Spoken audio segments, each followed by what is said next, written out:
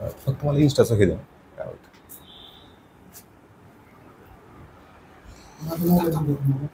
नाही तुमच्याकडेच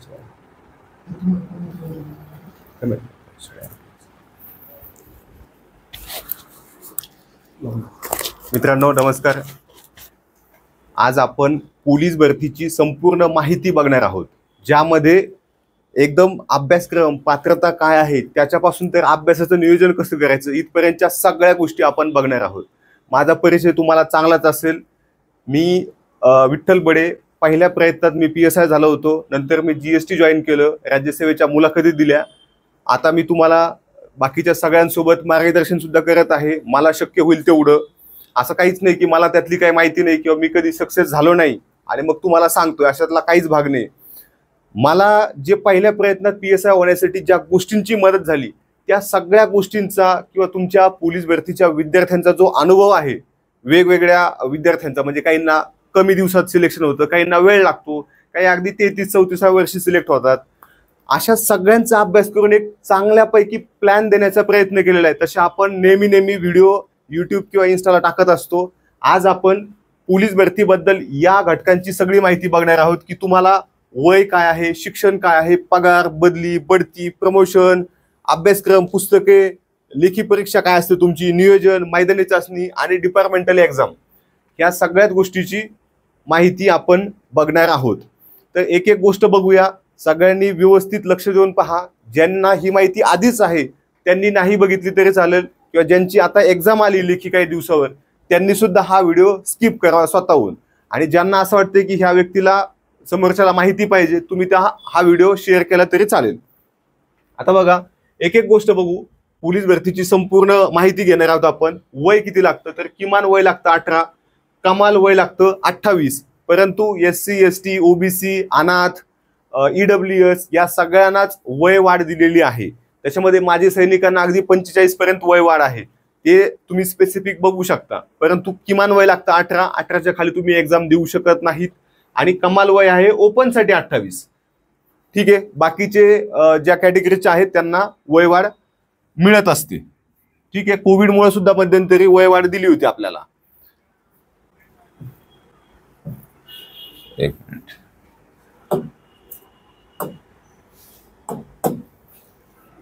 आता बघा, शिक्षणाचं बघूया आपण. तुमचं शिक्षण किमान लागतं 12वी पास. परंतु अनेक विद्यार्थी 10वी नंतर एखादा डिप्लोमा करतात. आपल्याकडं पशुवैद्यकीयचा डिप्लोमा असतो, किंवा कोणी पॉलिटेक्निक करतं, कोणी 10वी नंतर वेगवेगळे डिप्लोमा असतात. म्हणजे 10+2 अशी अट आहे. असं काहीच नाही की फक्त तुमची 12वीच असावी. 12वी असली तरी तुम्हाला प्रॉब्लेम नाही, पण त्यासोबत 10+2 वर्षाचा जर तुम्ही डिप्लोमा केला असेल तर तुम्ही तिथं पात्र असता. आता इथं उंची किती लागते बघा. पुरुष उमेदवारांना 165 सेंटीमीटर. त्याच्यामध्ये सुद्धा काही आदिवासी भागामध्ये सवलत आहे, ती तुम्ही स्पेसिफिक बघून घ्या, कारण सगळं सांगत बसलं त्या उंचीतच 1 तास जायचं. पुढे आहे महिला 155 सेंटीमीटर. ह्याच्यामध्ये वाहन चालकला उंची जास्त लागते, 158 सेंटीमीटरच्या आसपास लागून जाते. पुरुष उमेदवारांना मात्र तुम्हाला छाती फुगवावी लागते, म्हणजे तुमची छाती कमीत कमी 79 सेंटीमीटर असली पाहिजे. 79. आणि 79 नंतर तुमची छाती ती फुगली पाहिजे, म्हणजे तुम्हाला श्वास घ्यायचा, दीर्घ श्वास. आणि ती छाती तुमची मोजली जाते. ती सहजासहजी सगळ्यांची भरती, किंवा जो तुमच्याकडे पोलीस भरतीचा अनुभवी विद्यार्थी असेल तो तुम्हाला सहज सांगेल की अशा पद्धतीने मोजली जाते. ते सगळ्यांनाच माहिती असतं, किंवा एवढा व्यायाम करणाऱ्या प्रत्येकाची छाती फुगली जाते. पण काही त्यातले हडकुळे लोक असतात समजा, की त्यांचं काय होतं, छाती फुगत नाही. आता बघा, ही छातीची अट PSI ला सुद्धा आहे. माझ्या समोर एक विद्यार्थी होता, एक 8-8 जणांचा ग्रुप असतो PSI ला. माझ्या समोर जो विद्यार्थी होता तो थोडासा हाईटलाही कमी होता, तब्येतीने बारीक होता, तर त्याची हाईटही बसायची नाही आणि त्याची छाती पण फुगायची नाही. म्हणजे त्याचा कसा बसा तो 165 ला, कारण PSI ला पण 165 सेंटीमीटर उंचीचीच अट आहे. तीच DYSP ला सुद्धा आहे आणि तीच IPS ला सुद्धा आहे. त्याच्यामुळे ह्या शारीरिक पात्रता सगळीकडे सेम असतात. तर माझी छाती फुगताना जवळपास 11 सेंटीमीटर फुगली होती, आणि इथं आपल्याला फक्त 5 सेंटीमीटर फुगायची. तर ती तुमची सहजासहजी फुगून जाते, त्याचा काही प्रश्न नाही. महिला उमेदवारांना मात्र किमान वजनाची अट आहे, ते बघून घ्या. 45 वजन लागतं तुम्हाला, त्याच्याशिवाय तुमची.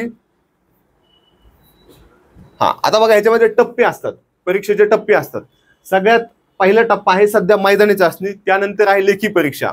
आता 2 वर्षापूर्वी आधी लेखी घेतली होती, त्यानंतर मैदानी घेतली होती.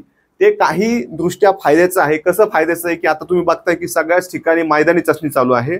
आणि मैदानी चाचणीमध्ये काय होते, तुम्हाला पावसात पळवलं जातंय, काहींना चिखलात पळवले, रात्री तुम्ही 3ला तिथे ग्राउंडला येताय किंवा झोपायलाच तिथे येताय. आणि रात्री काल तर 12:30ला मुंबईला काल रात्री 12:30ला विद्यार्थिनींना पळवलं. तर अशा वेळेस काय होते, तुमचा तो प्रॉब्लेम होतोय. त्यामुळे लेखी आधी झाली किंवा मैदानी आधी झाली, म्हणजे शक्यतो आता मैदानीच आधी होण्याची शक्यता आहे. परंतु एवढा त्रास झालाय, कदाचित प्रशासन याच्यावर विचार करू शकतं की लेखी आधी घ्यायची की मैदानी. पण सध्या मैदानी आधी होती, नंतर लेखी होती. आता मैदानी ही जी जिल्हा पोलीस असतं त्याच्यासाठी काय आहे, 50 गुणांची, आणि लेखी परीक्षा आहे 100 गुणांची. आता पोलीस भरतीमध्ये सध्या 5 घटक आहेत. 5 घटक कोणकोणते आपण बघूया. एकाला म्हणतात जिल्हा पोलीस, म्हणजे ज्याला जे आपले पोलीस स्टेशनचे पोलीस असतात किंवा पोलीस मुख्यालयात बसलेले पोलीस असतात त्यांना काय म्हणतात, जिल्हा पोलीस. दुसरे काय असतात, वाहन चालक. चालक नावाचं एक पद असतं, त्याच्यामध्ये काय असतात, वाहन चालक हे पद भरलेले असतात. आणि त्यांना एकच काम असतं की अधिकाऱ्यांच्या छोट्या वाहनांना ड्रायव्हर म्हणून राहणं किंवा मोठ्या वाहनांना बाकीचे पोलीस कर्मचारी अधिकारी यांना घेऊन जाण्यासाठी वाहन चालक नावाचं एक पद असतं. ठीक आहे. त्यानंतर पुढचं आहे SRPF. SRPF म्हणजे काय, स्टेट रिझर्व्ह पोलीस फोर्स, राज्य राखीव पोलीस बल. यामध्ये सुद्धा तुम्हाला जाता येतं. इथं थोडी हाईटची जास्त गरज असते, 168 सेंटीमीटर हाईट लागते. महिलांसाठी SRPFला आतापर्यंत संधी नव्हती, परंतु एक नवीन गट निर्माण झालाय, त्याची मात्र अजून कुठं जाहिरात आलेली नाही, ती गोष्ट लक्षात घ्या. त्यानंतर पद आहे एक बँड्समनचं. बँड्समन म्हणजे काय, वाद्य पथक.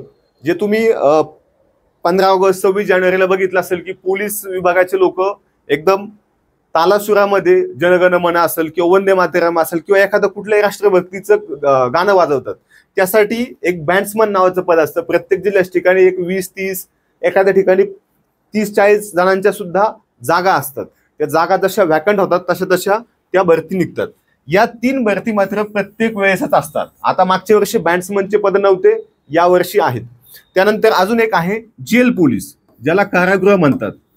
आता आपल्या राज्यामध्ये 9 ठिकाणी महत्वाचे कारागृह आहेत, 9 विभाग आहेत, आणि त्याच्या अंतर्गत हे जेल पोलीस असतात. आता इथं होतंय काय की जेल पोलीस हे विभाग पोलीस भरती करताना कारागृह विभागच करतो, त्यांच्याकडेच ते नोकरीला असतात. परंतु बाकीच्यांना डिपार्टमेंटल PSI देतात, ते यांना देता येत नाही. जसं SRPFला उंचीची जास्त अट आहे, तसं प्रत्येकाला थोडं थोडं आदलून बदलून आहे. तुमचा SRPF वाल्यांना जिल्हा पोलीसला जाता येतं, जिल्हा पोलीसला SRPFला येता येतं, परंतु जेल पोलीसला मात्र जिल्हा पोलीस होता येत नाही किंवा त्याला वाहन चालक इकडं होता येत नाही. व्हायचं असेल तर तुम्हाला सेपरेट एक्झाम द्यावी लागते. ठीक आहे. अशा छोट्या छोट्या गोष्टी असतात, त्या आपण नेहमी टाकत असतो. तुमचे प्रश्न आले की आम्हालाही वाटतं की यांना गरज आहे, व्हिडिओ टाकला पाहिजे, विद्यार्थ्यांचं क्लॅरिफिकेशन झालं पाहिजे, म्हणून आपण इन्स्टाला असेल किंवा युट्यूबला असेल मधून माहिती टाकत असतो. आता बघा, मैदानी जी आहे ती पुरुष उमेदवारांसाठी बघा 1600 मीटर आहे जिल्हा पोलीसला. SRPFला थोडंसं वेगळे, बाकी सगळ्यांना एकच आहे. 1600 मीटर 20 गुण, 100 मीटर धावणे 15 गुण, गोळाफेक 15 गुण, असे एकूण 50 गुण आहेत. आता काय होतंय, जसं तुमचं टाइम वाढतो तसे तुमचे गुण कमी होतात. त्याचे 2-3 सेकंद 5 सेकंदाचं असेल ते तुम्ही डिटेलमध्ये बघू शकता. ती माहिती आपण असे चालू व्हिडिओमध्ये टाकून देऊ. गोळाफेकचं पण सेम असतं की जर तुमचा गोळा 8.5 मीटर गेला, तुम्हाला आउट ऑफ मार्क. 1 मीटर कमी गेला तर अजून 2 कमी, 1 मीटर कमी गेला तर अजून 2 कमी, म्हणजे ह्या प्रमाणात ते वाढतं. ठीक आहे. महिलांसाठी जी मैदानी चाचणी आहे ती आहे 800 मीटर, 100 मीटर आणि गोळाफेक. याआधी तुम्हाला लांब उडी नावाचा एक घटक असायचा, जो अजूनही विभागीय फौजदार परीक्षा आणि डायरेक्ट फौजदार परीक्षा जी असते MPSC कडून दोन्ही घेतल्या जातात, तिथं अजूनही लांब उडी नावाचा इव्हेंट आहे, जो आता इथं पोलीस भरतीमध्ये बंद करण्यात आला आहे. ठीक आहे. तिथं लांब उडी मारायची असायची आपल्याला जवळपास 15 फुटाच्या आसपास, जी जायची, जी माझी सुद्धा आउट ऑफ गेली होती.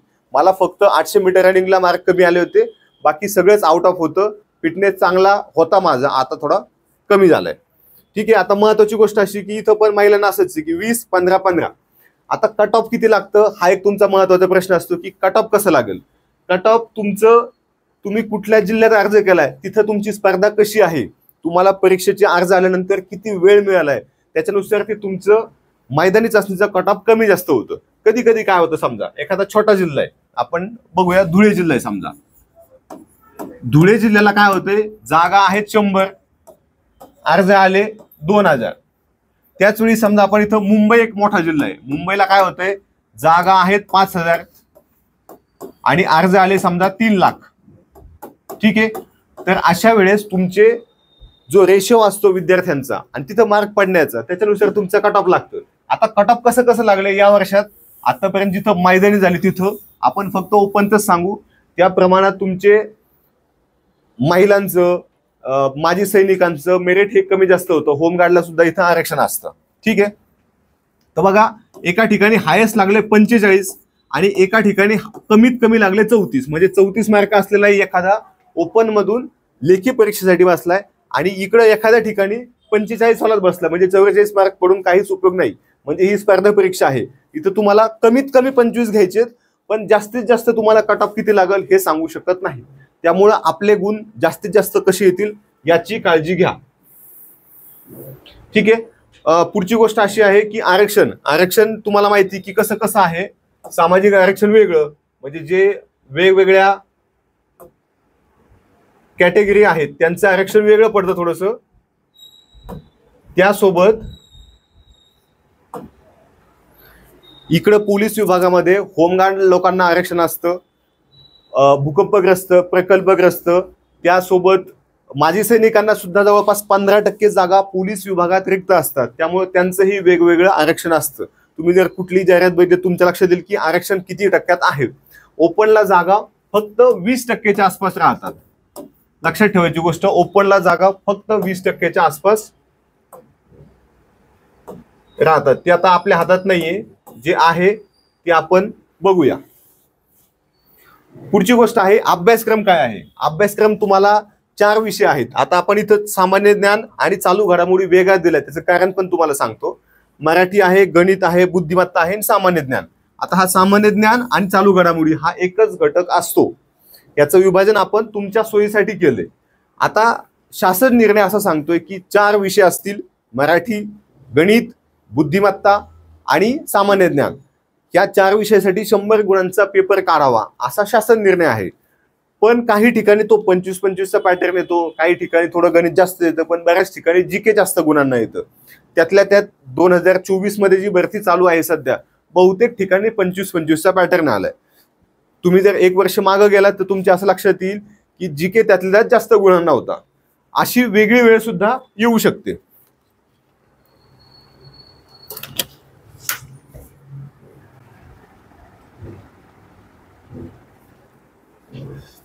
आता मराठी आपण जे शाळेत शिकलोय त्याच लेवलची मराठी असते. मराठी खूप अवघड नसते, पण या वर्षीचे पेपर बघितले तर त्या मानाने मराठी अवघड आला आहे. आता स्पर्धा वाढत आहे, अनेक विद्यार्थी वेगवेगळ्या पुस्तकातून अभ्यास करत आहेत, वेगवेगळे क्लास उपलब्ध झालेत, नवीन विद्यार्थ्यांना आयतं गायडन्स मिळतं, त्यामुळे त्यांचा सुद्धा अभ्यास वाढत असतो. मग अशा वेळेस काय होतं, स्पर्धा निर्माण होती.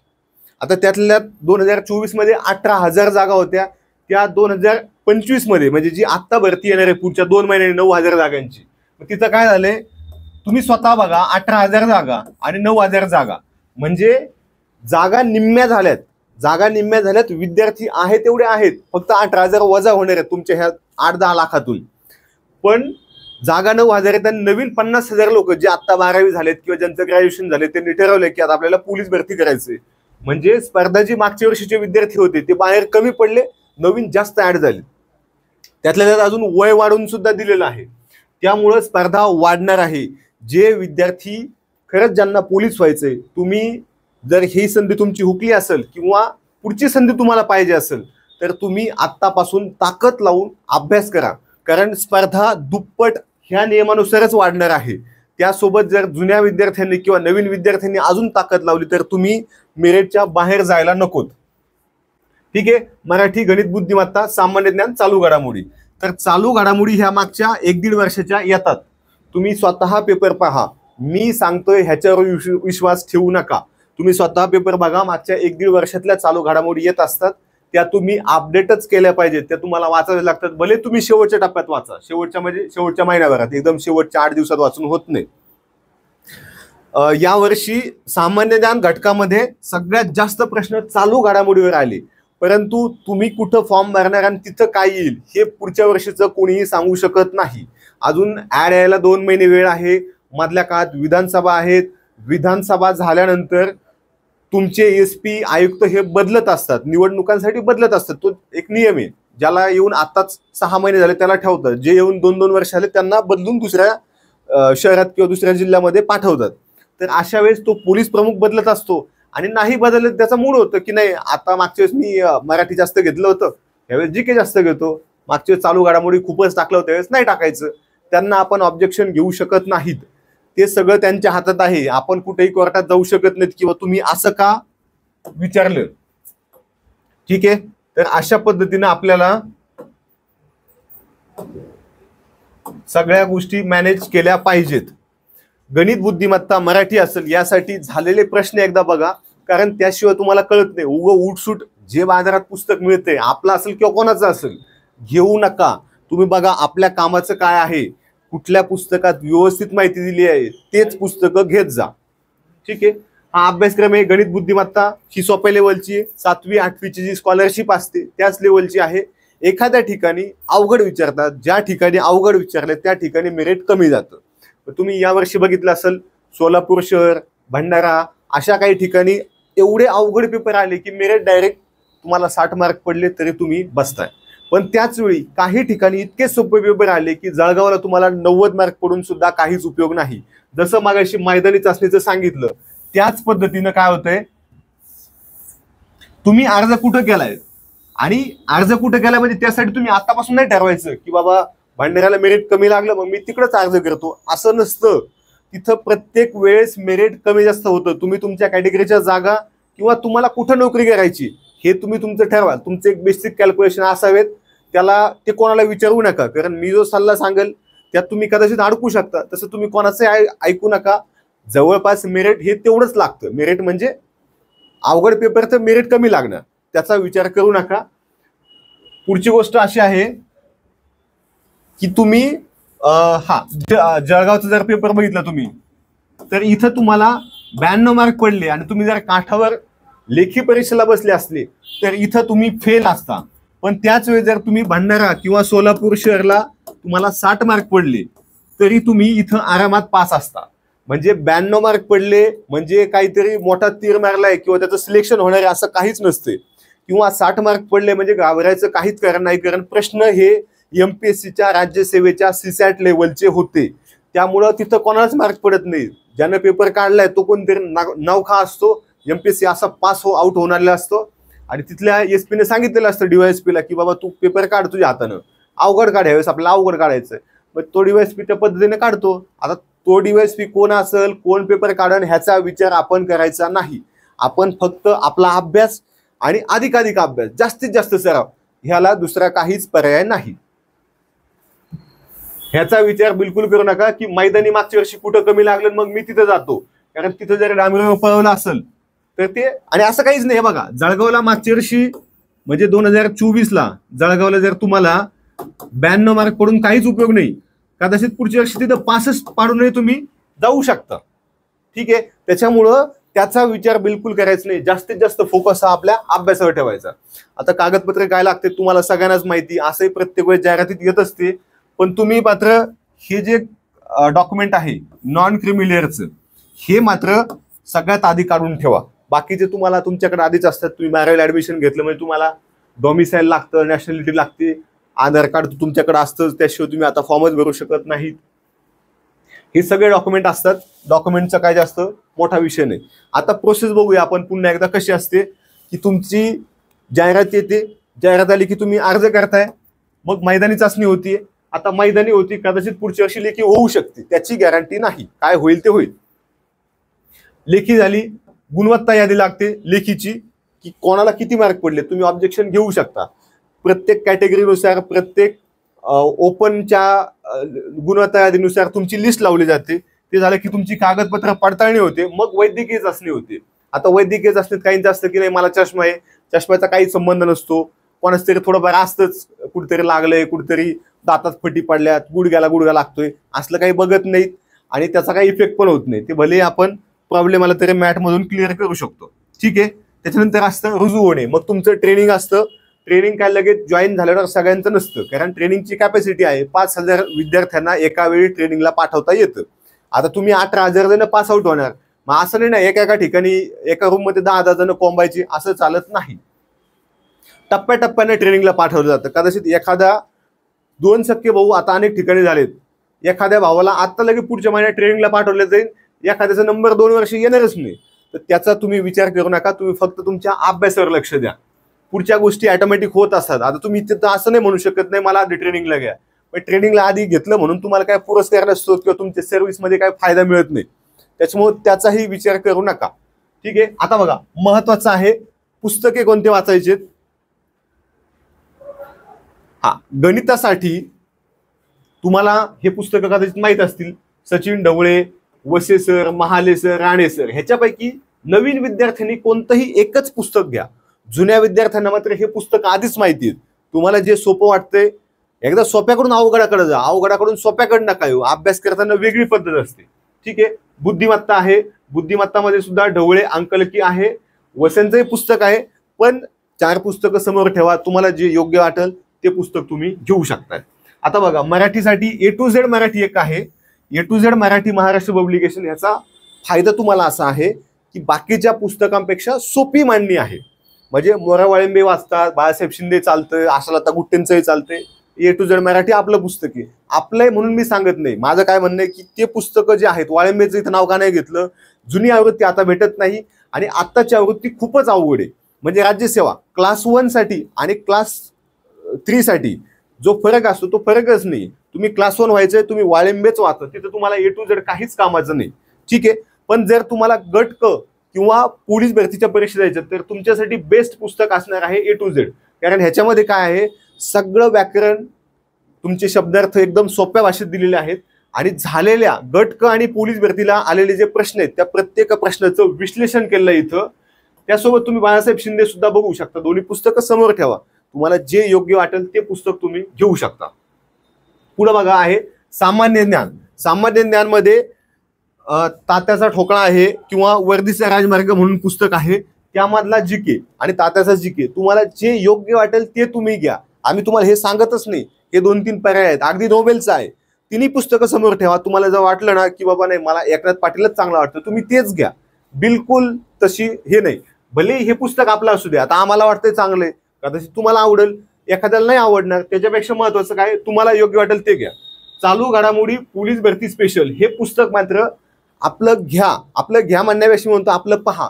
त्याचं कारण असं आहे की त्या पुस्तकामध्ये आता आहे नेमकं बघा पुस्तक, आता जे जुलैमध्ये प्रश्नपत्रिका आल्यात पोलीस भरतीच्या त्यांचं विश्लेषण आहे. त्यासोबत 2023 मध्ये जे पोलीस भरतीचे प्रश्न झालेत त्या प्रश्नांचं विश्लेषण असं घटकनुसार दिलेलं आहे. म्हणजे तुम्हाला दाखवायला काही अडचण नाही, जेणेकरून तुमचा अभ्यास कॉन्फिडन्स वाढेल. असं प्रत्येक प्रश्न आहे. प्रत्येक प्रश्न कुठं आलाय ते टाकले आणि त्याचं खाली विश्लेषण दिले. एकदम डिटेल विश्लेषण आहे, जेणेकरून तुमचं वाचताना सगळं क्लिअर होईल. समजा इथं प्रश्न आहे पहिल्या महिला महाराष्ट्र केसरी कोण, तर प्रश्न किती ठिकाणी आलाय, मागच्या वर्षी 5-6 ठिकाणी आलाय, ते दिले. त्याच्या खाली त्याचं स्पष्टीकरण दिले की कुठं चालू झाली स्पर्धा, कोणाविरुद्ध कोण होतं, विजेता कोण होतं, उपविजेता कोण होतं, अशी माहिती कुठल्याच पुस्तकात दिली नाही. आणि हे पोलीस भरती स्पेशल म्हणून ह्याच्यासाठीच आहे, कारण आपल्याला वेगळ्या टाईपचे क्वेश्चन येतात. बाजारात खूप पुस्तकं आहेत, पण जर तुम्ही परिक्रमा पोलीस भरतीसाठी वाचताय किंवा जर वेगवेगळे जे राज्यसेवेसाठीचे पुस्तक आहेत सिम्प्लिफाईड समजा, ती एमपीएससी साठी नक्की चांगले. जेव्हा आम्ही एमपीएससी साठी सांगतो तेव्हा तेच वाचायला सांगतो. हे पुस्तक तुम्ही एमपीएससी साठी वापरू नका. हे पुस्तक आपले वनरक्षक, तलाठी भरती, पोलीस भरती ह्याच्यासाठीच कामाचं आहे. आणि ह्या वर्षी बाकीच्या कुठल्याच एक्झाम नाहीत म्हणून आपण ते खास पोलीस भरतीसाठीच काढले. ह्याच्यामध्ये तुमच्या पोलीस विभागाबद्दल सगळी माहिती आहे. श्वान पथक काय असतं, पोलीस शिपाई काय असतो, PSI काय असतो, त्यांची क्रम काय असतो, अशा सगळ्या गोष्टी यामध्ये डिटेल दिलेल्या आहेत. ते पण जर नवीन विद्यार्थी असाल तर घाई करू नका. जर जुने असाल, पेपर झालाय, तुमचा प्रश्न संपला, पण ज्यांना बाकी आहे त्यांनी ते पुस्तक एकदा पहा. तुम्हाला जर असं वाटलं की नाही ह्यापेक्षा अजून 2-4 पुस्तक आहेत. आणि अजून एक महत्वाची गोष्ट, सगळ्याच पुस्तकवाल्यांनी एक चूक केली की फक्त मागच्या 6 महिन्याच्या चालू घडामोडी घेतल्यात. आणि तुम्ही स्वतः पहा की या पुस्तकामध्ये 1.5 वर्षाच्या आहेत, 1.5 वर्षाच्या आहेत. ह्याच्यापेक्षा महत्वाचं काय होते, तुम्ही यवतमाळचा पेपर बघा. किंवा आता जे 2-4 दिवसात होणार आहेत किंवा संडेला झाले ते कुठलेही पेपर बघा, तुमच्या असं लक्षात येईल की फक्त 2024च्या घडामोडी नाहीत, तर 2023च्या घडामोडी सुद्धा आल्यात. G20 कुठं होती, काय होतं, अजूनही प्रश्न येतोय, अजूनही प्रश्न कोविडवर येतोय. मग जे महत्वाचे घटक आहेत ते तुमच्या मागच्या 1.5 वर्षातले 2 वर्षातले कव्हरच झाले पाहिजे. त्यासाठी लगेच 2 वर्षाची वाचत बसू नका. आपल्या पुस्तकात व्यवस्थित दिले, पहा, आवडलं तर घ्या, नाही तर बिलकुल घेऊ नका. ठीक आहे. महत्वाचं आहे अजून, पोलीस भरतीला सराव खूप महत्वाचा असतो आणि सराव प्रश्नसंच हे बाजारात उपलब्ध असतात, तेच घ्या. काय होतंय, पोलीस भरतीचे प्रश्न तुमच्या प्रत्येक एसपीच्या वेबसाईटवर असतात, पण ते व्यवस्थित दिसत नाहीत, त्यांचं विश्लेषण तुम्हाला कळत नाही, त्यांची उत्तर तालिका ती सापडत बसावी लागते आणि ते झेरॉक्सचा एवढा खर्च वाटतो ग्रामीण भागात, त्यापेक्षा कुठलंही पुस्तक घेतलेलं परवडतं. आता ह्याच्यामध्ये बघा, एक नोबेलचा प्रश्नसंच मी सांगतो. नोबेलमध्ये काय केलेलं आहे, मागच्या 3 वर्षाच्या प्रश्नपत्रिका आहेत, पण तिथं प्रॉब्लेम असा आहे की त्यामध्ये फक्त गणित बुद्धिमत्ताचं शॉर्टकट विश्लेषण केलंय. ते पुस्तक तुम्ही घेऊ शकता, काही प्रॉब्लेम नाही, ते काय आमचे दुश्मन नाहीत. समजा जे आहे ते आहे. A to Z सोल्युशन मध्ये काय आहे की तुमचे महाराष्ट्र पब्लिकेशनचं पुस्तक आहे. A to Z सोल्युशन मध्ये काय केलंय की तुमच्या 2023च्या प्रश्नपत्रिका प्रत्येक प्रश्नाच्या विश्लेषणासह दिल्यात, पण त्याच्यामध्ये सध्या फक्त 2023च्याच आहेत. ह्याच्यामध्ये मात्र 3 वर्षाच्या, 23च्या आहेत, 21च्या आहेत आणि 19च्या आहेत. म्हणजे 3 वर्षाच्या मिळतील तुम्हाला. प्रश्नपत्रिका जास्त मिळतील पण सोल्युशन कमी मिळेल. इथं प्रश्नपत्रिका कमी पण सोल्युशन जास्त. तुम्हाला वेळ मिळाला तुम्ही दोन्ही घ्या. वन टाइम सगळे पुस्तकं घ्यायचे नाहीत, लागेल तसे घ्यायचे. आता हे 44,000 प्लस हे मात्र जर तुम्ही घेतलं नसेल तर तुम्ही नवीन विद्यार्थी असाल, तुम्हाला वाटतं की हा माझा वाचायचा मूड आहे, तर तुम्ही आता हे वाचून घेऊ शकता. जर तुम्हाला गरज नसेल सध्या, तर अजून 2 महिन्यांनी सगळ्याच पुस्तकांच्या, आपल्याच नाही सगळ्याच प्रश्नसंचाच्या नवीन आवृत्ती येतील. 2, 3, 4 महिने जसा वेळ लागेल तसा, तेव्हा तुम्ही हे पुस्तकं घेऊ शकता नवीन विद्यार्थी असाल आणि तुम्हाला गरज नसेल. किंवा सरावासाठी तिन्हीपैकी कोणतंही एकच घ्या, वेगळं काही घ्यायचं नाही. या पुस्तकात मात्र काय केलेलं आहे की मागच्या 10 वर्षातले जीके मराठीचे प्रश्न प्रत्येक प्रश्नाच्या स्पष्टीकरणासह दिलेले आहेत. प्रश्न कुठं आला हे सुद्धा तुम्हाला कळणार आहे. आणि गणित बुद्धिमत्ता मात्र 2 वर्षाचं आहे, कारण एवढे सगळे गणित घेतले तर पुस्तकाची साईज खूप वाढती, म्हणून ते पुस्तक हे केलेलं आहे, म्हणजे लहान साईजचं बनवलेलं आहे. आणि पोलीस भरतीचं हे सगळ्यात मोठं पुस्तक आहे, याला पोलीस भरतीचा ग्रंथ असं मानतात. 1300 पानांचं पुस्तक आहे. Maharashtra publication 44,000 plus.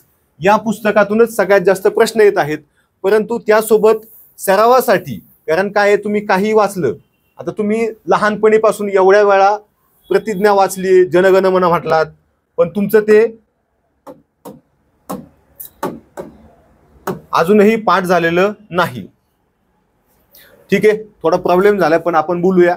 अशा पद्धतीनं तुम्ही व्यवस्थित अभ्यास करा, प्लॅन करा. प्लॅन केल्याशिवाय काहीच होणार नाही. आता बघा, पुढचं जे आहे, तुमचा प्लॅन कसा असला पाहिजे की तुम्ही अभ्यास करताना खूप लोकांचे सल्ले घेत बसू नका. घेतले तरी तुमचं स्वतःचं डोकं वापरा. मी सांगेल तुम्हाला पहाटे उठा, नाही, प्रत्येकाला पहाटे उठणं शक्य नाही. तुम्हाला एखाद्याला उशिरा झोपायची सवय असते, एखाद्याला लवकर झोपायची सवय असते. तुमच्या सोयीनुसार तुमच्या मेंदूला पुरेशी झोप झाली पाहिजे. मग एखाद्याला 8 तास लागेल, एखाद्याला 7 तास लागेल. तुम्ही प्रॉपर झोपा. मी अभ्यास केला, मी फार्मसी केलं, पुढं माझं बाकीचं शिक्षण झालं, मी PSI पण झालो, सेलटॅक्समध्ये पण झालं, परंतु मी कधीच अलार्म लावून अजूनही उठलो नाही. जेव्हा जाग येईल तेव्हा. पण मला जागच पहाटे 5 वाजता यायची, त्याच्यामुळे मला कधी या गोष्टींची गरज नाही पडली. आणि पहाटे 5लाच माझा अभ्यास चालू व्हायचा. माझा सकाळी 10 वाजेपर्यंत 4 ते 5 तास अभ्यास झालेला असायचा. म्हणजे मी अनेकदा जेव्हा उन्हाळ्याचे दिवस असायचे 3:30ला उठायचो, ऑटोमॅटिक उठायचो आणि उठून अभ्यासाला लागायचो, म्हणून ते पहिल्या अटेम्प्टला शक्य झालं. तुमच्यासोबत तुम्ही बघताय की अनेक विद्यार्थी असतात की त्यांचं वय फक्त 18 वर्ष असतं, परंतु तरी सुद्धा त्यांना लगेचच पोस्ट मिळून जाते. त्याचं कारण असं आहे की काय वाचायचं त्यांच्या लक्षात येतं आणि ते त्या प्लॅन अंमलात आणतात. बाकीचे लोक काय करतात, मोबाईलमध्ये लक्ष दे, मित्रांकडे लक्ष दे, गावात काय चाललंय ह्याच्याकडे लक्ष दे. ह्याच्यामुळे काय होतं की तुम्ही मेंटली डिस्टर्ब होता. तुमचा अभ्यासावरचा जो फोकस आहे तो हलतो, तुम्ही नको त्या गोष्टीकडे लक्ष घालता. आता इलेक्शन येतील, मग आमचा आमदार येईन का तुमचा आमदार येईन, ह्या पक्षाचं सरकार की त्या, ह्याच्यात लक्ष घालू नका. ह्याच्यात तुमचा काहीही फायदा नाही. तुमचा फायदा कशात आहे, तुमचा प्लॅन व्यवस्थित बनवा, कारण कोणी आमदार आलं आणि कोणी सत्तेत आलं तरी आपल्याला आपलं आपलं बघावं लागणार आहे. आपल्याला काय कोणी आमदार म्हणून घेणार नाही. तुमचा आहार व्यवस्थित असला पाहिजे. आता काही लोक घरी राहतात, त्यांना बऱ्यापैकी चांगलं मिळते, पण जे रूमला राहतात शक्यतो तुम्ही एक टाइम तरी स्वतः बनवा. फक्त मेसवर डिपेंड राहू नका. जर तुम्ही व्हेज असाल आणि तुम्हाला नॉनव्हेज आवडत नसेल तर बिलकुल नॉनव्हेज खाऊ नका.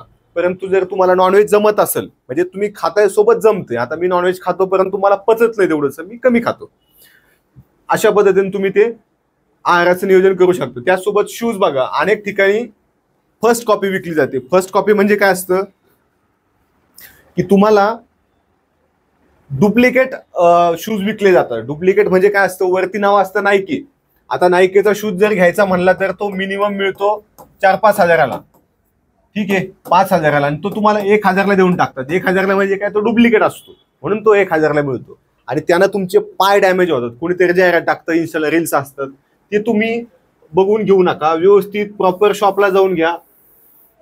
पण शूजची सवय ठेवा, उगाच पाय डॅमेज व्हायला नको. तुम्ही स्वतः बघा, एखाद्याचं वापरून बघा 1-2 दिवस, तुम्हाला कम्फर्टेबल वाटतोय तरच तुम्ही घ्या. पुढचा आहे तुमचा सराव, म्हणजे मैदानीचा प्लस लेखीचा सराव तुमचा असला पाहिजे.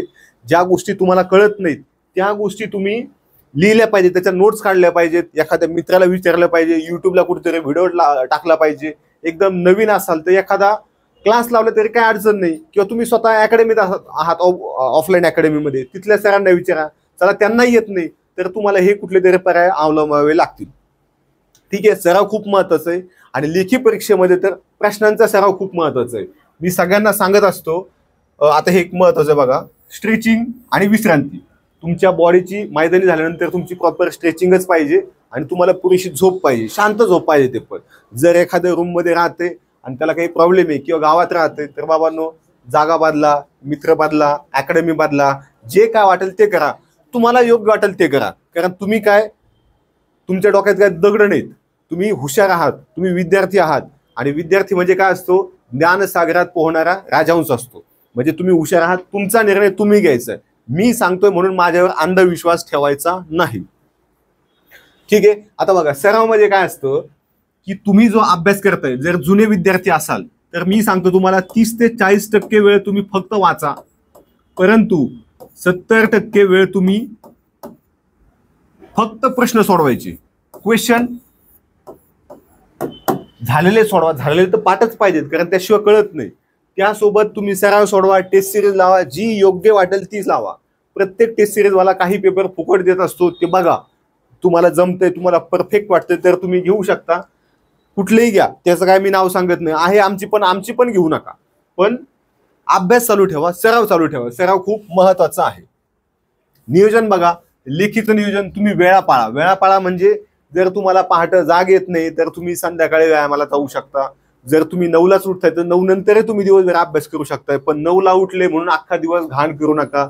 9ला उठले, आता आमच्या गावाकडे असतात लोक, उठतात, गावात जातात, गावात जाऊन 2-3 तास घालवतात, पुन्हा शेतात येतात आणि मग त्यांना काहीच होत नाही दिवसभर. त्यासाठी तुम्ही तुमच्या वेळेचं नियोजन करा. जास्तीत जास्त वेळ हा आपल्या अभ्यासाला द्यायचा आहे, पण मैदानीसाठी कमीत कमी 1-2 तास द्यायचे. आता मी फिजिकल करायचो, माझ्या PSIच्या फिजिकलचं सांगतो मी. आमचं घर शेतात होतं. शेतात मी म्हणजे शेतात घर असूनही शेतात झाडाखाली जाऊन बसायचो, आपला अभ्यास करायचो. जेव्हा माझी PSIची फिजिकल येणार होती तेव्हा मी तिथं शेतातच गोळे फेकायचो. मला कोणी मदतीलाही नव्हतं किंवा मला कोणी सांगायलाही नव्हतं. तो माझा गोळाच जात नव्हता पहिले 2-3 महिने. 2-3 महिन्यानंतर आउट ऑफ जायला लागला, तो शेवटपर्यंत आउट ऑफच गेला. त्यानंतर आम्हाला पुलअप्स असायचे, तर तिथंच झाडाला लटकून मी पुलअप्स काढायचो. पुलअप्स काढायला 5 मिनिटं जायचे, गोळा फेकायला मला 5 मिनिटं लागायचे. लांब उडी शेतात टाकणं शक्य नव्हतं, कारण आम्ही येतो दुष्काळी भागात, तर तिथं बांधावरून उडी टाकली तर डॅमेज होण्याची शक्यता असायची, म्हणून मी लांब उडी टाकली नाही. पण माझी उंची जास्त, 184 सेंटीमीटर, त्यामुळं काय व्हायचं की माझी लांब उडी ही ऐनवेळी गेली. आता तुम्हाला लांब उडी नाही, त्याच्यामुळे प्रश्न संपलाय. 1600 मीटर तुम्हाला असतं, मात्र आम्हाला 800 मीटर होतं. 800 मीटर एक मी 10 मिनिटात 5 मिनिटात पळून यायचो. माझा व्यायाम हा 30 मिनिटात संपलेला असायचा. मी कधीही 2-2 तास फिजिकल केलं नाही, कधी हिल वर्कआउट केलं नाही, कधी डांब रस्त्यानं सुद्धा पळालो नाही. मग आता तुम्हाला काय लागतंय, तुम्ही SRPFला फॉर्म भरलाय की जिल्हा पोलीसला, तुम्ही तुमचा निर्णय घ्यायचा आहे आणि तुम्हाला योग्य वाटेल ते करायचंय. फक्त मी सांगतोय, कोच सांगतोय, अकॅडमीवाला म्हणून ऐकायचं नाही. तुम्ही स्वतःच अक्कल लावायची. स्वतः तुम्ही हुशार आहात, तुम्ही निर्णय घेऊ शकता.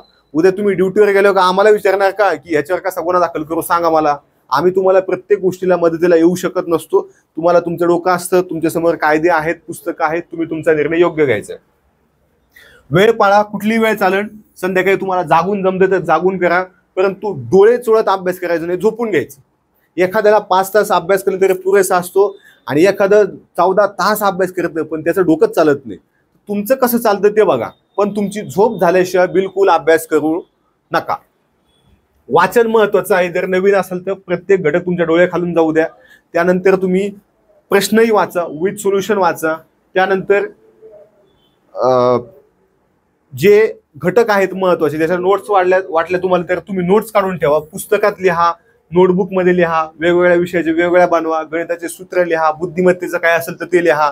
चालू घडामोडीच्या मात्र बिलकुल दररोज नोट्स काढत बसू नका. जो मुलगा चालू घडामोडीच्या विशेषतः पोलीस भरतीच्या दररोज न्यूजपेपर घेतो असं लिहित बसतोय तो फक्त तिथं वेळ वायाला घालवतोय. त्याला फक्त काही दर लिहिण्याची मजा वाटते, ह्याच्या पलीकडे काहीच नाही. तुम्ही चालू घडामोडीच्या नोट्सला वेळ घालवू नका.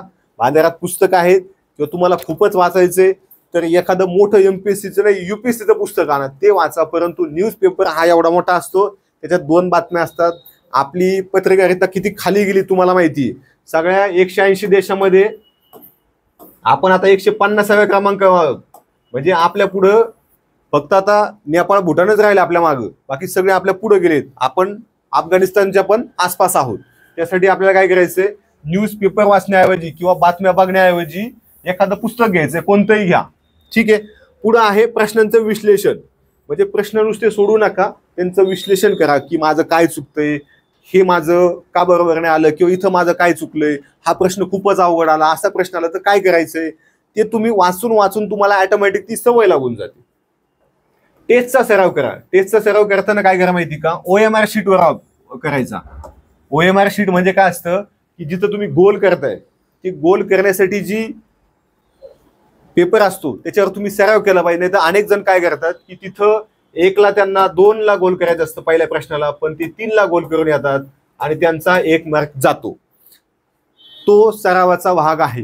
ही गोष्ट टाळण्यासाठी नवीन असले, काहीच येत नसेल तरी सुद्धा तुम्ही OMR शीटवर प्रॅक्टिस करू शकता. आणि ज्यांचा सराव झालाय त्यांनी तर प्रत्येकच टेस्ट फक्त OMR शीट त्याच्यावर टाकत चला. आपल्या पुस्तकात शेवटी दिलेलं असतं काय काय ठिकाणी. क्लास तुम्ही लावायचा की नाही तुम्ही तुमचं ठरवा.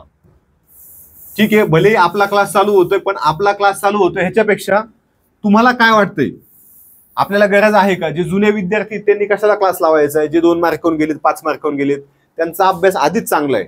पण जे जुने पण झालेत पण त्यांना काय स्कोअर जवळपास पण येत नाही, त्यांनी मात्र क्लास लावला पाहिजे. कोणताही लावा, ऑफलाईन लावा, ऑनलाईन लावा, कोणत्याही अकॅडमीज लावा, कोणत्याही मास्टर लावा. ठीक आहे.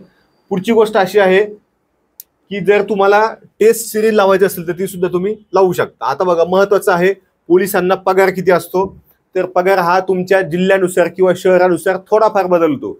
म्हणजे जे मेट्रो सिटी आहेत, पुणे, नागपूर, मुंबई, नाशिक, अशा ठिकाणी पगार थोडासा जास्त असतो, 2-3 हजार. परंतु तुम्हाला सरासरी 30 ते 33 हजार इन हँड पहिला पगार येतो. 30 ते 33 हजार दर 6 महिन्याला कमीत कमी 3% इन्क्रीमेंट भेटते आणि दर 10 वर्षांनी एक प्रमोशन भेटतं. ठीक आहे, एक प्रमोशन. आता प्रमोशन काय असतं आपण बघूया.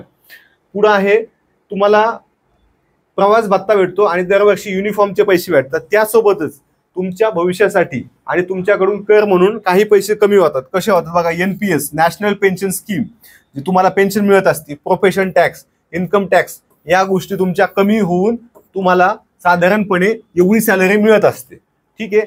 तुम्ही पोलीस म्हणून नोकरी करताना तुम्हाला इतर कोणताही व्यवसाय करता येत नाही. तुम्ही शेती करू शकता, त्याचं इन्कम दाखवू शकता. आता तुमचं प्रमोशन असतं, हा एक महत्वाचा प्रश्न असतो की प्रमोशन काय असतं बाबा.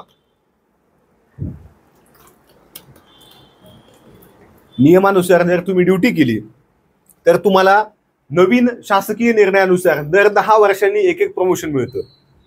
म्हणजे जर तुम्ही 2025 मध्ये 1 जानेवारी 2025ला जॉईन झाले तर 10 वर्षांनी तुम्ही ऑटोमॅटिक हवालदार होता. आता पोलीस नाईक हे पद रद्द झालं आहे. नाईक काय झालं आता रद्द झालं आहे, त्यामुळे तुम्ही डायरेक्ट हवालदार होता. नंतर असिस्टंट PSI आणि 30 वर्षांनी तुम्ही होता PSI. म्हणजे जर तुम्ही 18व्या वर्षी लागलात तर तुम्ही 48व्या वर्षीच PSI होता. कुठलीही परीक्षा नाही दिली तरी पण जर तुम्ही लागतानाच 33व्या वर्षी लागलात तर तुम्हाला जास्तीत जास्त 25 वर्षांची सेवा मिळते आणि तुम्ही इथं असिस्टंट PSI म्हणून रिटायर होतात. तुम्हाला PSI ची पोस्ट मिळत नाही. म्हणून अभ्यास महत्वाचा आहे, म्हणून लवकर लागणं महत्वाचं आहे, जेणेकरून तुम्हाला ह्या सगळ्या गोष्टी मिळतील. तुमचं लवकर लग्न झालं तर लवकर मुलं होतील, लवकर मुलं आले ते लवकर शाळेत जातील, जे काय असेल ते, किंवा तुम्हाला पुढच्या अभ्यासाची संधी मिळेल, तुमचं घर लवकर उभं होईल. त्यासाठी तुम्ही जास्तीत जास्त अभ्यास केला पाहिजे, लक्ष देऊन काम केलं पाहिजे. आता बघा, बदली होते तुमची त्याच पोलीस घटकात. म्हणजे जर समजा एखाद्याची निवड सातारा पोलीस म्हणून झाली तर सातारा पोलीस त्याला स्वतःहून, तो सातारा जिल्ह्यातला असेल किंवा तिकडं नागपूरचा असेल, बीडचा असेल, त्याला सातारा पोलीस स्वतःहून जिल्ह्याच्या बाहेर पाठवत नाहीत. जर तुमची 3 वर्ष सेवा झाली तर तुम्हाला बदली करायची असेल तर तुम्ही अर्ज करू शकता की मला आता नागपूरला बदली पाहिजे आहे. मग नागपूरला बदली पाहिजे आहे तर तुमच्या जागा रिक्त आहेत का बघितलं जातं. तिकडचे तुम्हाला येऊ देतात का, म्हणजे नागपूरवाल्यांचा NOC लागतो, सातारावाल्यांचा लागतो की, कारण सातारा सोडायचंय. जर तुमचे काही मेडिकल प्रॉब्लेम असतील, म्हणजे आई वडील नवरा बायको मुलं यांचा काही प्रॉब्लेम असेल किंवा तुमचा स्वतःचा काही प्रॉब्लेम असेल, मेडिकल प्रॉब्लेम मोठा म्हणजे काय, एड्स, कॅन्सर, एखाद्याचा हातपाय मोडलेला आहे कायमचा, तरच तुमची बदली अशी केली जाते. किंवा जागा रिक्त आहेत म्हणून तुमची विनंती बदली सुद्धा होत असते. परंतु स्वतःहून ढकलत नाहीत. तुम्हाला स्वतःला अर्ज करावा लागतो की मला या जिल्ह्यातून या जिल्ह्यात जायचं आहे. ठीक आहे, त्यासाठी नियम अटी आहेत. ते शासन निर्णय थोडेफार बदलत असतात, पण तेच असतात की मेडिकल प्रॉब्लेम पाहिजे, बायको नोकरीला पाहिजे किंवा नवरा नोकरीला पाहिजे, पण शासकीयमध्ये पाहिजे, तरच तुमची तिथं बदली होत असते. ठीक आहे. आता बघा, जर तुम्हाला 30 वर्षांनी PSI व्हायचं नाही, लवकर व्हायचं, घाई झाली, पण तुमचं MPSCतून सिलेक्शन होत नाही, तर तुम्हाला हा पर्याय आहे विभागीय परीक्षा. विभागीय परीक्षेमध्ये काय असतं, 25% आरक्षण असतं जे पोलीस झालेत त्यांना. आता तुम्हाला सगळं सांगतो. समजा एका वर्षात PSIच्या महाराष्ट्रात 1000 जागा तयार होतात, म्हणजे रिटायर झालेले प्लस नवीन जागा आलेले, तर त्याचे 3 विभाग होतात. एक आहे 50%, 25% आणि 25%. आता बघा, 50% मध्ये काय होतंय, जर समजा तुम्हाला MPSC मधून डायरेक्ट व्हायचे, म्हणजे तुमची डिग्री झाली आहे, तुम्हाला MPSC ची पूर्व, मुख्य, मैदानी आणि मुलाखत होऊन डायरेक्ट PSI व्हायचं, तुम्हाला इथं 50% म्हणजे 500 जागा तुमच्या वाट्याला येणार. जर तुम्हाला कॉन्स्टेबल मधून 4 किंवा 5 वर्षाची सर्व्हिस झाली आणि तुम्हाला PSI व्हायचं, तर तुमच्यासाठी इकडं दरवर्षी साधारणपणे 250च्या आसपास जागा असतात. मग 2 वर्ष कधी ऍड निघत नाही, एकदाच 500ची निघती, कधी 3 वर्ष निघत नाही, डायरेक्ट 700ची निघती, कधी सलग निघाली तर 150ची निघती. ह्या जागा काय फिक्स नसतात म्हणजे कमी जास्त आकडा होतो. हे 500चा 600 होईल, 600चा 800 होईल, 800चा 300 ला येईल. ठीक आहे. आणि हिथं जे 25% असतात, हे तुम्हाला 30 वर्षाची सेवा केल्यानंतर तुम्हाला इथं संधी मिळते. म्हणजे हे 250 लोक जे असतात, हे काय असतात, 30 वर्षाची सेवा. इथं काय असतं, 4 वर्षाची सेवा प्लस विभागीय परीक्षा. आणि इथं मात्र हे काय असतात, डायरेक्ट डिग्री नंतर लगेचच. म्हणजे जे आम्ही झालो होतो ते आम्ही ह्या टप्प्यात झालो होतो, ह्या 50% मध्ये. इथं काय असतं की सगळे MPSCचे विद्यार्थी असतात. इथं 2 लाख 3 लाख अर्ज असतात. ठीक आहे. इथं अर्ज असतात जी तुमची डिपार्टमेंटल एक्झाम असते. इथं अंदाजे 30 ते 40 हजार अर्ज असतात, जास्त नसतात. ठीक आहे. म्हणजे 30-40 हजारातून 250 लोक घेणार आणि इकडे 2 लाखातून 500 लोक घेणार. म्हणजे स्पर्धा इकडेच जास्त आहे. ठीक आहे, कारण इकडे आम्ही बाकीचे लोक घुसू शकत नसतो. आणि इथं मात्र कोणतीही परीक्षा नसते, तुमची सेवा पूर्ण झाली म्हणून तुम्हाला प्रमोशन दिलं जातं. परंतु इकडं एकदम आपलं वय झालेलं असतं, तिकडे जाण्यात काय अर्थ नसतो. मेन आहे आपलं डायरेक्ट PSI. अनेक कॉन्स्टेबल असतात. आता मध्ये तर एक MSF ची मुलगी होती, ती मुलगी अभ्यास करून डायरेक्ट PSI झाली. पोलीस शिपाई नाही होता, डायरेक्ट PSI झाली. हे सुद्धा तुमच्याकडे उदाहरणं असले पाहिजेत. त्यासाठी तुम्ही अभ्यास केला पाहिजे, तुमची तयारी असली पाहिजे. ठीक आहे. अशा पद्धतीनं विभागीय परीक्षा असते, तुम्ही डायरेक्ट PSI होऊ शकता. विभागीय परीक्षेचा पूर्व परीक्षेचा सिलेबस आहे, 100 गुण असतात, मराठी, इंग्रजी, GK. आता बघा, ह्याच्यामध्ये मराठी तुमचा व्यवस्थित झालेला असतो, GK तुमचा व्यवस्थित झालेला असतो. इंग्रजी मात्र बहुतेक आपल्या पोलीस भरतीच्या विद्यार्थ्यांचं कच्चं असतं, परंतु अभ्यास केला तर ते सहज शक्य आहे. तुमची इंग्रजी सुद्धा व्यवस्थित होते. तुम्ही पुन्हा पुन्हा वाचा, क्लास लावा, ऑनलाईन लावा, ऑफलाईन लावा, कोणाकडे लावा. परंतु जर तुम्ही क्लास लावला, इंग्रजी पक्की केली, तर तुम्ही इथं सहज प्रिलिम निघू शकता. प्रिलिमचे मार्क फक्त तुमची मुख्य देण्यासाठी पात्रता असते त्याची, मग त्याचे मार्क कुठेही फायनल लिस्टमध्ये पकडले जात नाहीत. मुख्य परीक्षा असते 300 गुणांची, प्रश्न असतात 150. इकडे निगेटिव्ह असतात एमपीएससी सगळ्यांना. म्हणजे जर तुमचे 4 प्रश्न चुकले तर तुमचे 1 प्रश्नाचे मार्क कमी होतात. ठीक आहे, 2 चुकले तर अर्ध्या प्रश्नाचे. म्हणजे इथं काय होतं, तुमचे जर 2 प्रश्न चुकले तर तुमचे इथं 4 मार्क कमी होणार, कारण 1 प्रश्न 2 गुणांना आहे. इथं मात्र सगळे कायदे असतात. कायदे म्हणजे आता जे नवीन कायदे आले ते सगळे कायदे, बाकीचे छोटे मोठे कायदे 15-20 कायदे जवळपास, लहान मोठे पकडले तर. ठीक आहे, पुढे असते तुमची मैदानी चाचणी, जी आपली आत्ताच्या पोलीस भरतीला आहे त्यापेक्षा थोडी वेगळी असते. जी डायरेक्ट PSI ला असते तीच असते, की 800 मीटर धावायचे, पुलअप्स आहेत जे तुम्हाला पोलीस भरतीला नाहीत, लांब उडी आहे आणि गोळाफेक आहे. ठीक आहे, आता इथं बघा 800 मीटर 50 गुण, पुलअप्स 20. आता माझे मार्क सांगतो मी, मला इथं आउट ऑफ मिळाले आणि इथं मात्र मला फक्त 30 गुण मिळाले, कारण मला आधीपासूनच धावायला जमत नव्हतं. पण ते काय अवघड नसतं, पोलीस भरतीचे सगळेच लोक फिट असतात, त्यांचं आधीच मैदानी झालेलं असतं चांगलं, त्यामुळे तुम्हाला इथं अडचण येत नाही. फक्त इथं जेल पोलीसच्या लोकांना डिपार्टमेंटल PSI देता येत नाही, एवढीच एक वेगळी अट आहे, बाकी सगळ्यांना देता येते.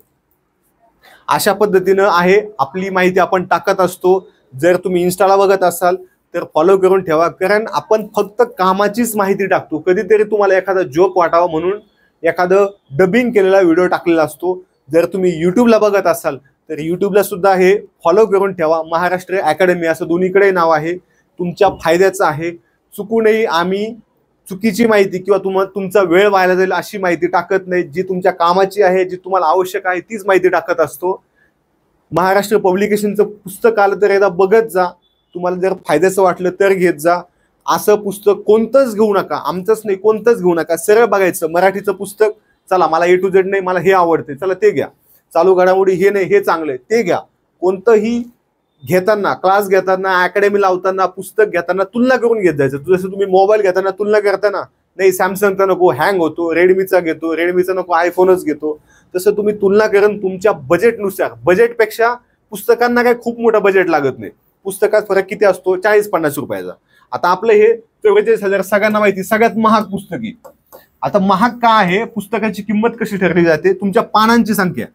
आता ह्याचे पानं सगळ्यात जास्त आहेत, ह्याचे पानं आहेत 1300. आता 1300 पानं म्हणजे जी प्रिंटिंग कॉस्ट वाढते, प्रिंटिंग कॉस्ट वाढली की तुम्हाला ते पुस्तक महाग जातं. मग तुम्हाला स्वस्त घ्यायचं, स्वस्तातलं घ्यायचं. 100 पानांचं पण पुस्तक आहे ते सुद्धा तुम्ही घेऊ शकता. हे पुस्तक तुम्हाला अगदी 50 रुपयाला मिळेल. पण इथं फरक काय पडतोय, 1300 पानांचं पुस्तक जर तुम्ही झेरॉक्स काढायला गेले तर तुम्हाला 1300 रुपये लागतात, हेच तुम्हाला दुकानात 600ला मिळते. म्हणजे 40 पैसे पर पेज एवढ्याच झेरॉक्समध्ये तुम्हाला मिळत असतं. हे बाकीचं जाऊ द्या, तुम्ही तुमचा स्वतःचा फायदा पहा. पुस्तक घेताना फक्त 5-10 रुपयाकडे बघू नका, पण विचार करूनच घ्या. जे योग्य असेल ते घ्या. फक्त महाग आहे, आमचं हे महाग आहे म्हणून घेऊ नका. तुमच्या फायद्याचं असेल, फायद्याचं वाटलं तरच घ्या, कारण नोकरी तुम्हाला लागणार आहे, अभ्यास तुम्हाला करायचा आहे आणि पैसे सुद्धा तुम्हालाच कमवायचे. त्यासाठी तुम्ही जास्तीत जास्त मन लावून अभ्यास करा. बाकी आपण भेटत जाऊ, इन्स्टा युट्यूबला आपण टाकत असतो. तुम्हाला जर फायद्याचा होत असेल, मोफत असेल तर तुम्ही त्याचा नक्की लाभ घ्या. जय हिंद.